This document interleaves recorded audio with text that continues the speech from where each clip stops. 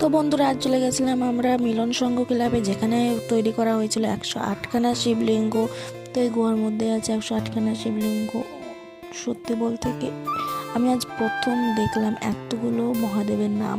তো তাকে এখানে অবাক্ত, সহস্রপদ, অন্যতম, পরমেশ্বর, মহেশ্বর, ভবনেত্রবিদ, সহস্রাক্ষ।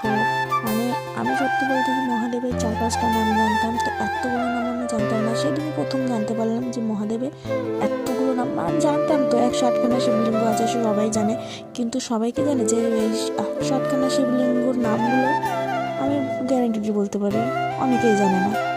আমিও জানতাম না, আজ আমি প্রথম জানতে পারলাম এতগুলো। এ দেখো সোম, সদাশিব, বীরভদ্র, প্রজাপতি, দুর্ধর্ষ। তো আমি এখানে গিয়ে প্রথম সেদিনটা জানতে পারলাম সব শিবলিঙ্গর নাম। তো তোমরা যারা যারা জানো না মহাদেবের 108খানা নাম, এই ভিডিওটার দেখে জানতে পারো যে মহাদেবের কতগুলো নাম আর কি কি। তো সত্যি বলতে কি বলবো, আর এর ভিতরে যে এত সুন্দর লাগছিল সেই মহাদেবগুলো, আর তোমরা এটা ভিডিওর মধ্যে বুঝতে পারছো না, কিন্তু সামনের থেকে সত্যি জায়গাটা এত সুন্দর লাগছিল। আর তোমরা কি একটা জিনিস নোটিস করে দেখেছো? কি বলো তো? হ্যাঁ, এই শিবগুলো কিন্তু হাতে তৈরি করা। তো এই হাতে তৈরি করে এত সুন্দর শিবলিঙ্গ বানিয়েছে বাচ্চারা, তো আমি তো পুরোই অবাক। তারপর দেখো এখানে কামালি, তারপর এটা গঙ্গাধর, মহাকাল, ভীম, শিবপ্রিয়, সর্ব, সতীকন্ত। মানে এত এত নাম আমি তো জানতাম না, আজই প্রথম জানলাম। তারপর শঙ্কর, বীরপক্ষ, নীললোহিত, বামদেব। তোমরা কি জানতে এই এত নাম মহাদেবের? তো তোমরা একটু কমেন্টে বলো।